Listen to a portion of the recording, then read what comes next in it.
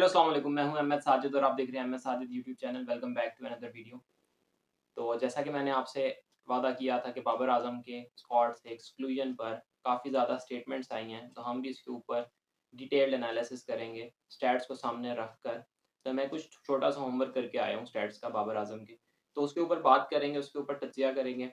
उसके साथ जो बाबर आजम के और पाकिस्तान के स्क्वाड के ऊपर कुछ एक्स क्रिकेटर्स और कुछ एनालिस्ट की जो स्टेटमेंट्स आई हैं, उनके ऊपर बात करेंगे।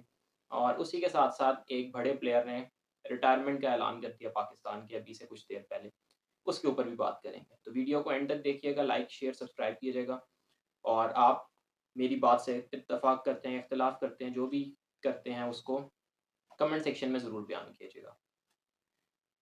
तो आज की वीडियो का आगाज़ करते हैं बाबर आज़म के स्टैट्स से। बाबर आज़म के स्टैट्स क्या कहते हैं, मेरे सामने खुले हुए हैं बाबर आज़म के स्टैट्स। सबसे पहले तो एज़ अ कैप्टन और एज़ अ प्लेयर। तो एज़ अ कैप्टन बाबर आज़म के स्टैट्स एज़ अ प्लेयर से थोड़े से कम हैं और एज़ अ कैप्टन अगर आप कहें तो बाबर आज़म ने बहुत ज़्यादा मैचेस जितवाए हैं, one of the successful captains in T20 history from over the globe. तो वो तो बात है, लेकिन बात फिर यहाँ पर भी आती है कि किस टीम के खिलाफ जितवाए हैं। इस तरह तो राशिद खान भी लीडिंग विकेट टेकर है टी20s में, बट किन टीम्स के खिलाफ उसने ज़्यादा विकेट्स ली हैं, वो भी बात करने को बनती है। अब आप ये तो नहीं कह सकते कि नहीं राशिद खान बहुत बड़ा बॉलर है, सामने आप किसी और बॉलर को रख दें जिसने मलिंगा को रख दें, आप कहें नहीं मलिंगा से बड़ा बॉलर राशिद खान है, ऐसा तो नहीं है टी20 का। तो उसी तरीके से बाबर आज़म के जो एज़ अ कैप्टन स्टैट्स हैं, हमारे पास 37 का एवरेज और तकरीबन 128-29 का स्ट्राइक रेट है। और जब एज़ अ प्लेयर की तरफ शिफ्ट करते हैं तो तकरीबन 45 का एवरेज है और 131-32 का स्ट्राइक रेट है। इसी तरीके से ओपनिंग पोज़ीशन पे और नंबर 3 पोज़ीशन पे भी जो स्टैट्स हैं, तो नंबर 3 वाले ज़्यादा बेहतर स्टैट्स हैं नंबर 1 पोज़ीशन के साथ। लेकिन अब यहाँ से हम बात क्या करना चाह रहे हैं कि बाबर आज़म टीम से निकले क्यों? तो अब स्टैट्स को तो हमने देख लिया, अब हम शिफ्ट करते हैं बाबर आज़म टीम से क्यों निकले? बाबर आज़म टीम से निकले क्योंकि बाबर आज़म की रीसेंट परफ़ॉर्मेंस कोई नहीं थी। बाबर आज़म लास्ट मेरा ख़्याल है 2024 के वर्ल्ड कप के बाद कोई ख़ास मैच नहीं खेले। पीएसएल के अंदर उनके पास आकर चांस मिला परफ़ॉर्म करने का, पीएसएल में बाबर आज़म की कोई ख़ास परफ़ॉर्मेंस नहीं है, एज़ अ कैप्टन भी, एज़ अ प्लेयर भी। तो किस बुनियाद पर लोग आके कह रहे हैं बाबर आज़म को टूर्नामेंट में या एशिया कप के स्क्वाड में या टी20 में होना चाहिए, आई डोंट नो। बट अगर लॉजिकली बात की जाए तो जो हमारा स्क्वाड है, उसके अंदर मेरा ये मानना है कि आप कह सकते हैं कि बाबर आज़म नंबर 3 के लिए सूटेबल बैट्समैन है। बट अभी जो हमारी टीम है, अब तो उन्होंने परफ़ॉर्म करना भी स्टार्ट कर दिया। लॉजिकली मैं कह रहा हूँ कि अगर बात की जाए, तो मेरे मुताबिक बाबर आज़म को स्क्वाड में होना चाहिए था। क्योंकि हमारे पास एक अच्छा बैट्समैन होता जो थोड़ा-सा रोटेट स्ट्राइक को करता। लेकिन उसके ऑपोज़िट बात ये आ जाती है, फिर सलमान अली आगा और बाबर आज़म फिर से साथ खेलते, वही बाबर रिज़वान वाली कहानी आ जाती। इसी तरीके से यहीं से आपको बाबर और रिज़वान के आपको स्टैट्स शेयर करते हैं कि रिज़वान क्यों टीम के अंदर नहीं है और रिज़वान का क्या हिसाब-किताब है सारा। तो रिज़वान ने जो मैचेस खेले हैं, रिज़वान ने मोस्टली ओपनिंग ही की है। रिज़वान के 3414 रन्स हैं, एक ही सेंचुरी है, 47 का तकरीबन एवरेज है और 125 का स्ट्राइक रेट है। और ओपनिंग ही उन्होंने की है, नंबर 3 पे उन्होंने कोई ख़ास बैटिंग की नहीं है और यही उनके स्टैट्स हैं। इनके ऊपर ज़्यादा बात की जा नहीं सकती और आज के दौर में आपको यही बात बता देती है स्टैट्स से कि बाबर आज़म इसके रिज़वान के जो स्टैट्स हैं, रिज़वान के स्टैट्स में रिज़वान के जो स्ट्राइक रेट है वो 125 का स्ट्राइक रेट है। बाबर आज़म का तो ख़ैर ओवरऑल करियर का 128 स्ट्राइक रेट है सेम-सेम ही दोनों का। अब दोनों में से कोई एक बंदा टीम में खेल सकता है, दोनों नहीं खेल सकते, एक तो ये चीज़ है, जिसकी वजह से रिज़वान तो टॉक ऑफ द टाउन ही नहीं है, रिज़वान तो टीम में आने का सवाल ही पैदा नहीं होता। बट बाबर आज़म अगर आ जाते हैं तो फिर बाबर आज़म और सलमान अली आगा दोनों साथ होते हैं और बाबर आज़म मे बी स्क्वाड में हो सकते थे। बट बाबर आज़म की अगर थोड़ा-सा हम पीछे चले जाएँ, बाबर आज़म को कितने चांसेस मिले? बाबर आज़म को 5 टूर्नामेंट्स मिले। नंबर 1 बाबर आज़म को पहला टूर्नामेंट मिला 2021 का वर्ल्ड कप, जिसमें बाबर आज़म ने जो टीम सेलेक्ट की थी, फिर कह रहा हूँ बाबर आज़म ने जो टीम सेलेक्ट की थी, 2 नंबर घटिया थर्ड क्लास टीम थी और ये आप सब 100% मेरा तो ख़्याल है 90% नहीं तो इत्तेफ़ाक करेंगे, जिसमें आज़म खान शुरू में थे और पता नहीं कौन-कौन से प्लेयर्स थे। लेकिन उसके बाद फिर टीम के अंदर कुछ चेंजेज़ आई, आसिफ अली आए, उसके बाद शोएब मलिक को टीम में डाला गया। इस तरह से जब प्लेयर्स बाद में चेंज हुए वर्ल्ड कप के लिए, तो उन्होंने ही आपके पास शोएब मलिक ने अफगानिस्तान के खिलाफ अच्छी बैटिंग की, शोएब मलिक ने स्कॉटलैंड के खिलाफ अच्छी बैटिंग की, आसिफ अली आपको लगातार 3 मैचेस जितवा गया। तो वहां पर फखर जमान इंक्लूडेड नहीं थे, फखर जमान को इंक्लूड किया गया। ऑस्ट्रेलिया के खिलाफ उन्होंने ही आपको मैच बना के दिया था, जिसकी वजह से हम आज कहते हैं कि एंड में 3 छक्के खा लिए, वरना वो 15 ओवर 13 ओवर्स में मैच खत्म था।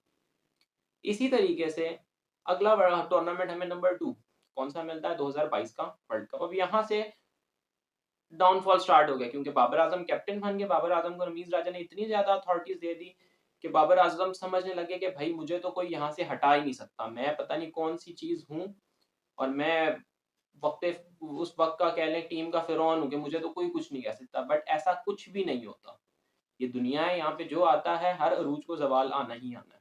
तो ऐसे ही था 2022 में। कौन सोच सकता है कि बाबर आजम आज इस तरह ख्वार होगा, इस तरह जलील होगा, नहीं सोच सकता था। लेकिन 2022 में हमारी टीम पहला मैच बाबर आजम की कैप्टनसी और बाबर आजम की अपनी परफॉर्मेंस की वजह से हार गई। वो 152 छोड़ दे, 152 बाबर ने नहीं जितवाया था, वो शाहीन ने 3 विकेट्स लेके जितवाया था। वहां पे अगर स्कोर थोड़ा सा ज्यादा होता, 180 190 होता, कभी भी ये चेज नहीं कर सकते। अच्छा, उसके बाद हम आते हैं इंडिया के खिलाफ बाबर आजम की कैप्टनसी 3rd क्लास, उसके बाद जिम्बाब्वे के खिलाफ 3rd क्लास बैटिंग भी, और हम मैच जिम्बाब्वे से पहली दफा वर्ल्ड कप में हारे। किसकी कैप्टनसी में, बाबर आजम की कैप्टनसी में। हम T20 गए पहला जिम्बाब्वे से, कब हारे, 2020 में आई थिंक सो। किसकी कैप्टनसी में, बाबर आजम की कैप्टनसी में। हम पहला ODI जिम्बाब्वे से कब हारे, 2020 में। किसकी कैप्टनसी में, बाबर आजम की कैप्टनसी में। 2023 में आते हैं, हम अफगानिस्तान से पहला मैच हारे, किसकी कैप्टनसी में, बाबर आजम की कैप्टनसी में। अब भाई जहां तक ये वाले स्टैट्स हैं, ठीक है ये वाले स्टैट्स अच्छे हैं, बट उनके ऊपर बात करो ना, उनका जवाब दे दो। मैं तो मानता हूँ ये वाले स्टैट्स अच्छे हैं, इनके मुताबिक होना चाहिए था, लेकिन सलमान अली आगा फिलहाल ज्यादा बेहतर है वहां पे। वो आपको 140 150 के ऊपर भी खेल के दे सकता है, वो आपको 30 पे 50 करके देगा अगर उसने इनिंग्स लेके, जब जिस दिन उसका दिन हो गया। बाबर आजम का जिस दिन हुआ भी, वो भी 50 40 पे 50 मैक्सिमम करके देगा, इससे जल्दी जल्दी नहीं करके दे सकता। अच्छा, आगे आते हैं 2024 के अंदर पाकिस्तान आयरलैंड से पहली दफा हारता है, किसकी कैप्टनसी में, बाबर आजम की कैप्टनसी में। पाकिस्तान यूएसए से पहली दफा हारता है, किसकी कैप्टनसी में, बाबर आजम की कैप्टनसी में। और ये 23 और 24 के दरमियान जो चीज हुई, पॉलिटिक्स बिल्कुल हाइप पे थी। बाबर, रिजवान, शाहीन, इनके दरमियान मानो या ना मानो पॉलिटिक्स थी, और वो नजर आ रही थी यहाँ पे बैठे हुए टीवी पे देखते हुए। अच्छा, बाबर आजम को जलील करके ठुड्डे मार के निकाल दिया गया, जो कि एज अ क्रिकेट का देखने वाले कोई मुझे पसंद नहीं आया जैसे बाबर आजम को निकाला गया। क्यों? क्योंकि बाबर आजम जिनको साथ साथ लेके चलते रहे, वो सारे आस्तीन के सांप निकले। बट ज्यादा बुरी बात जहां से मैं बाबर आजम के अगेंस्ट हुआ, वो बाबर आजम ने जब वापस कैप्टनसी ली, कि भाई आपके घर एक छोटी सी मैं मिसाल देता हूँ, आपके घर एक बंदा आया, आप उसको थप्पड़ मार के ठुड्डे मार के घर से बाहर निकाल देते हो, लाते मार के, और आप दोबारा घर से बाहर निकलते हो, एक दिन बाद वो सामने से गुजरा, आप कहते हो आजो आजो मेरे घर। आपकी गैरत गवारा करेगी, आप कहेंगे मैं दोबारा जा रहा हूँ इसके घर? कभी भी नहीं करेगी। अगर कोई गैरतमंद इंसान है ना, जिसके अंदर थोड़ी सी भी अक्ल है, थोड़ी सी गैरत है, थोड़ी सी इज्जत रहती है, वो कभी भी हरकत नहीं करेगा। बाबर आजम को ऐसे निकाला गया, और शाहीन से कैप्टनसी लेके उनको तरफ लेके जाया जा रहा था। वो जो चेयरमैन वगैरह काम कर रहे थे, बिल्कुल 3rd क्लास काम था। बट बाबर आजम ने कहा ठीक है जी, आया हूँ मैं आपके सामने हूँ, आपका बड़ा बड़ा धन्यवाद, बहुत मोस्ट वेलकम, मुझे कैप्टनसी वापस दे दें। जिसकी वजह से हम आयरलैंड से भी हारे, हम यूएसए से भी हारे पहली दफा। उसको फिर ठुड्डे मार के बाहर निकाल दिया गया, जो कि बनता था यही, क्योंकि आपकी अपनी परफॉर्मेंस पे जीरो थी, और आपने कैप्टनसी ऐसी जगह से ली जो सबसे घटिया चीज थी। उसके बाद से बाबर आजम की जो डिक्लाइन स्टार्ट हुआ कि 2023 में नेपाल, वहां से तो उसके बाद कोई परफॉर्मेंस नहीं थी, लेकिन फिर भी थोड़ा बहुत कह सकते हैं कि हो सकता था मे भी निकल जाए, कुछ हो जाए। बट जब ये वाला काम हो गया कैप्टनसी का, उसके बाद मोराल आपका यहाँ से यहाँ हो जाता है। आपको जब एक दफा आप जलील हुए, आप यहाँ से यहाँ गिरे हैं, नेक्स्ट दफा जब आप जाते हैं तो और ऊपर जाके आप और ऊपर से नीचे गिरते हैं। ऐसा ही काम हुआ बाबर आजम के साथ। अब आगे बढ़ते हैं। बाबर आजम अब यहाँ पर आए, तो अब बाबर आजम बिल्कुल साइडलाइन कर दिया गया। अब जब सलमान अली आगा उनकी जगह आ गए, तो आगा खेलेगा या बाबर खेलेगा, दोनों सेम कैटेगरी के प्लेयर हैं। बट अगर आप इन दोनों में से रैंक करेंगे अभी की गेम के लिहाज से, वो आगा बाबर से बेहतर है, जो उसने अभी तक परफॉर्मेंसेस दिखाई हैं। अगर आप मुझे बाबर ऐसे मार के दिखा दे जैसे राशिद को छक्के मारे हैं 2 पे 2 सलमान अली आगा अपने पूरे करियर में बाबर मारते। बाबर तो एक दफा ऐसे निकलता था उसे गूगली रीड नहीं होती थी, हमेशा बोल्ड हो जाता था राशिद खान से। तो आप यहाँ पे कैसे एक्सपेक्ट कर रहे हैं कि बाबर आजम आके अफगानिस्तान के खिलाफ अच्छा खेलेगा? बाबर आजम ने कैरी किया था 2021 में अफगानिस्तान के खिलाफ, उसके अलावा क्या था? वहाँ पे भी आप मैच फिनिश नहीं कर सके। मैच आप फँसा के चले गए थे, क्यों? क्योंकि आपने बहुत स्लो खेला था। इसी तरीके से आगे बढ़ते हैं। बाबर आजम वाली बात तो खत्म होगी कि बाबर आजम की टीम में जगह बनती ही नहीं है। अब बाबर आजम के ऊपर कमेंट्स अभी क्या हुए? अब कमेंट्स की तरफ आते हैं।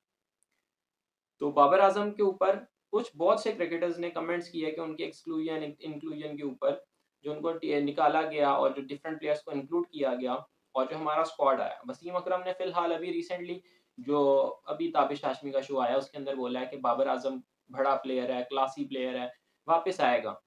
बट मैं इस पे भी यही कहूंगा कि ठीक है, form is temporary, class is permanent. But class तब परमानेंट होती है जबकि आपके दिल साफ हो। आपका दिल साफ नहीं है, आप इम्प्रूव करना चाहते ही नहीं हो, तो आप कैसे इम्प्रूव करोगे भाई? आप कहते हो नहीं मैं लेजेंड्स के खिलाफ खेलूं, मेरे पास आके 500 1000 लोग ज्यादा कर लें, वो लोग मेरे पीछे खड़े हैं, मुझे इसी परफॉर्मेंस पे सारे खुश हैं, तो मैं क्यों आऊं? यहीं पे तो फिर आपकी घटिया सोच आ जाती है कि आप कहते हैं मैंने इम्प्रूव करना ही नहीं है। माइक हैसन ने कहा कि आप इम्प्रूव करें, स्पिन के खिलाफ स्ट्राइक रेट को इम्प्रूव करें, आपको वापस ले आएंगे। बट लग नहीं रहा कि बाबर आजम कहीं से कुछ करने वाले हैं, क्योंकि उन्होंने रिटायर्ड प्लेयर्स के खिलाफ है खैर थोड़ा सा इम्प्रूव किया है, 23 बॉलों पे 41 बनाया। फिर वो छक्का मार रहे थे लेग साइड पे, बट सईद अजमल की बॉल फिर रीड नहीं हुई, फिर बोल्ड हो गए राशिद खान। मेरे जहन में दोनों आ गई हैं चीजें, इमेजिन हो गया। हफीज की स्टेटमेंट आई, हफीज ने कहा रिजवान बाबर की बिल्कुल जगह नहीं बनती, हम आगे बढ़ चुके हैं, हमें दूसरे प्लेयर्स की तरफ जाना चाहिए, इनकी तरफ आना भी नहीं चाहिए। ठीक है, मैं स्ट्रांगली एग्री करता हूँ भाई, आपको बहुत चांस मिला, आपने कोई परफॉर्मेंस नहीं दी, आपकी जीरो परफॉर्मेंस है। एक टूर्नामेंट की आप एक परफॉर्मेंस दिखा दें जिसमें बाबर आजम का इम्पैक्ट 60-70% हो, मैं मान जाऊंगा। सिर्फ एक न्यूजीलैंड वाला मैच अगर कह दे तो सेमीफाइनल के अंदर आता है, वो भी आप मैच फिनिश करके नहीं आए सिडनी में। नेक्स्ट है शाहिद अफरीदी। उसको क्या मैं बोलूं, मैं उनकी बड़ी रिस्पेक्ट करता हूँ और उनको देख के क्रिकेट हमने कैसे हम क्रिकेट पागलों की तरह उनको देख रहे होते थे। बट उनका भी कहना है नहीं वो ऐसा है वैसा है, कंसिस्टेंसी कि उनको बड़े-बड़े प्लेयर्स के साथ कंपेयर कर रहे हो, उनको नहीं ड्रॉप करना चाहिए था। नहीं ड्रॉप करना बनता था, आप इतना नहीं दे सकते। आप कहो कि 19 आपने सरफराज के साथ भी तो ऐसे ही किया था ना। 16 में आप लेकर आए, लेकिन जब टाइम खत्म हुआ तो आपने कहा नहीं भाई, उसका ऐसा गलती नहीं थी उस टाइम, जहाँ पे जगह बनती थी आपने वहाँ से भी उसको किक आउट कर दिया। ठीक है, आपको टाइम दिया गया, उसके साथ तो बहुत ही गलत किया गया खैर। लेकिन इनको तो पता नहीं क्या-क्या चीज़ें दी गई, उसके बावजूद हमारे पास कुछ रिज़ल्ट नहीं मिला, तो फिर तो ये तो चीज़ें बनती हैं। चेयरमैन पीसीबी, उनका भी स्टेटमेंट आई कि मेरा कोई इसमें नहीं है। एक और थर्ड क्लास अब लोगों की बात करता हूँ, ये तो फिर थोड़े बड़े-बड़े लोग थे ना। तो तनवीर अहमद, पता नहीं खुद को एक्स क्रिकेटर कहता है, 4-5 मैचेस खेल के क्रिकेटिंग नॉलेज ज़ीरो, पता नहीं बाबर आज़म से कहाँ से पैसे लेता रहता है या क्या करता रहता है, आई डोंट नो। तो उनकी स्टेटमेंट है बाबर आज़म और रिजवान को रिटायर हो जाना चाहिए। भाई आपके घुटनों में दिमाग है। आप वही बात कहते हैं, ब्रेनलेस हो चुके हैं, सेंसलेस हो चुके हैं। ये नहीं कि बाबर आजम को इम्प्रूव करना चाहिए, आप कह रहे हैं आप रिटायर हो जाओ भाई, आप प्रोटेस्ट करो। क्या चाहते हो? क्या चाहते हो पाकिस्तान क्रिकेट से? और तबाह करना चाहते हो? ठीक है, रिटायर हो जाओ, आपको कभी कोई नहीं मनाएगा, भाड़ में जाओ आप लोग। हमारी टीम की इंशाल्लाह अब नहीं आती कोई इतना गंदा पैच जितना आप लोगों की वजह से था, क्योंकि वहाँ पे बहुत ज़्यादा सेल्फिशनेस बढ़ चुकी थी। बासित अली की स्टेटमेंट आती है कि पाकिस्तान की ट्राई सीरीज हो रही है, मैं अफगानिस्तान को हम हरा ही नहीं सकते, हरा दिया अफगानिस्तान को तो अपसेट होगा। वो कहता है दुआ करें इंडिया भाग जाए, क्योंकि इंडिया खेला तो वो हमें बहुत धोएगा। इसी तरह शोएब अख्तर कह रहे हैं कि पाकिस्तान 130 नहीं कर सकता था, कर दिया तो मेरा नाम बदल देना। कर दिया पाकिस्तान ने 130, पाकिस्तान ने 180 कर दिया अफगानिस्तान की प्योर प्रॉपर बॉलिंग लाइन के सामने। कर दो अपना नाम चेंज। आपकी भी मैं बड़ी रिस्पेक्ट करता था, बट ये जो आपने फिलहाल स्टेटमेंट्स दी हैं, अभी भी मैं देख रहा था, पता नहीं एक्यूरेट स्टेटमेंट है या नहीं, कि एक और आई हुई थी कि बाबर आजम इसको पाकिस्तान की टीम को अभिषेक शर्मा ही बहुत धो देगा। इंशाल्लाह देखना वहां पे भी नहीं, वहां पे भी पाकिस्तान पकड़ लेगा इंडिया को इंशाल्लाह। नहीं तो हम फाइट करके हारेंगे, ऐसे नहीं हारेंगे जैसे हम पहले 120 पे 120 चेज नहीं कर सके थे, कि हमारी बॉलिंग यहाँ पे हो तो बैटिंग यहाँ पे हो जाए, बैटिंग यहाँ पे हो तो बॉलिंग यहाँ पे हो जाए। ऐसा कुछ नहीं होगा इंशाल्लाह। तो इसी के साथ साथ और भी काफी ज्यादा हारिस के ऊपर काफी तनकीद की गई। हारिस को कहा जाता है कि नहीं भाई, तुमने कैसे कह दिया कि बाबर आजम, भाई आप ये नहीं सोच रहे कि उस बंदे ने क्या, आप ये नहीं कोई कह रहा कि बाबर आजम अब से यार हाँ बात तो ठीक की है बट कहना नहीं चाहिए था, ये कोई नहीं कह रहा कि बात ठीक की है, वो सारे कह रहे हैं कि उसने बात की क्यों है, आप होते कौन हो करने वाले। इसके ऊपर आकाश चोपड़ा की अभी रिसेंट वीडियो आई है कि आप कहो कि अच्छा बाबर सामने सचिन तेंदुलकर है तो सचिन तेंदुलकर के तो इतने ज्यादा रिकॉर्ड है, इतने ज्यादा रन है, तो कोई उससे ज्यादा बनाएगा तो सचिन तेंदुलकर के ऊपर बात कर सकता है। आप पागल हो यार, ऐसी बाबर आजम के ऊपर आप बात करोगे कि नहीं जी जो बाबर आजम से ज्यादा रन बनाएगा वही बात कर सकता है। भाई वो इम्पैक्ट प्लेयर है। हारिस ने आपको 2022 में जो आप फाइनल तक पहुंचे हो हारिस की वजह से पहुंचे हो। बांग्लादेश का मैच हारिस निकाल के लेके गया, साउथ अफ्रीका का हारिस जितवा के गया, न्यूजीलैंड के मैच में हारिस ने आगे छक्के मारे। आप निकाल दो, आप तो वहां पे भी फाइनल नहीं पहुंचे थे, वहां पे आपका सारा कुदरत का निजाम फेल हो जाना था। बाबर आजम का इतना इम्पैक्ट निकाल के दे दो आप किसी वर्ल्ड कप के मैच में, मैं मान जाऊंगा, आपको नहीं निकाल सकते। तो उम्मीद करता हूँ आज की वीडियो आप लोगों को पसंद आई होगी। इंशाल्लाह मिलते हैं नेक्स्ट वीडियो में। कल पाकिस्तान और अफगानिस्तान का दोबारा से मैच है, और लास्ट में पाकिस्तान के एक और बड़े प्लेयर आसिफ अली, जिनका भी बीच में हमने जिक्र भी किया 2021 के वर्ल्ड कप में, उन्होंने रिटायरमेंट ले ली है। तो best of luck to him. इंशाल्लाह मिलते हैं पाकिस्तान अफगानिस्तान के मैच के एनालिसिस में। तब तक के लिए अपना ख्याल रखिए। अल्लाह हाफ़िज़।